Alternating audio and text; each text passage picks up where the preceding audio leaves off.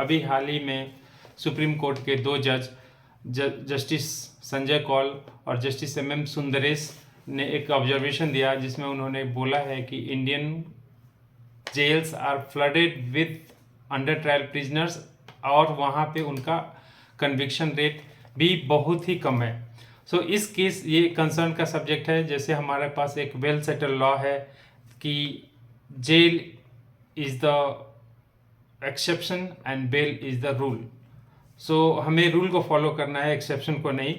जबकि police other way काम करती है। जैसे ही कोई केस रजिस्टर होता है, पुलिस पर एक्यूज को अरेस्ट करने में लग जाती है। जबकि 2014 में अर्नेश कुमार जजमेंट में सुप्रीम कोर्ट ने क्लियरली प्रोसीजर प्रिस्क्राइब किया है कि जेल और अरेस्ट ऑटोमेटिक नहीं होना चाहिए, एक प्रॉपर प्रोसीजर के थ्रू होना चाहिए। उसके लिए सेक्शन 41 और 41A का CRPC का कंप्लायंस होना बहुत ही ज़रूरी है।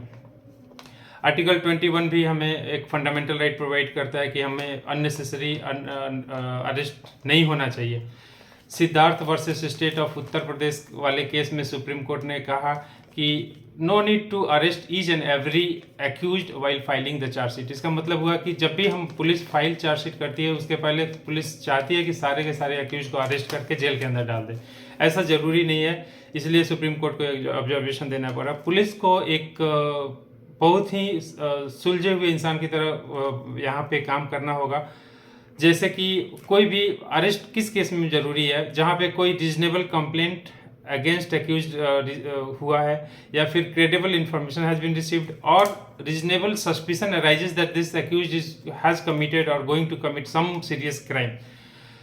इसके लिए अरेस्ट नेसेसरी हो जाता है। We are not in police state, हम लोग एक डेमोक्रेसी में रहते हैं, यहाँ पे एक प्रॉपर प्रिस्क्राइब लॉ है, प्रॉपर जुडिशियल बॉडी है। सो सुप्रीम कोर्ट ने फिर से कहा कि बेल एप्लीकेशन कोई भी कोर्ट में रिसीव होता है तो उसको विद इन 2 वीक्स उस पर सुनवाई करनी है।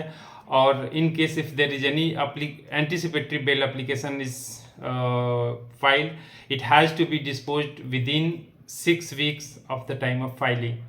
Thank you so much.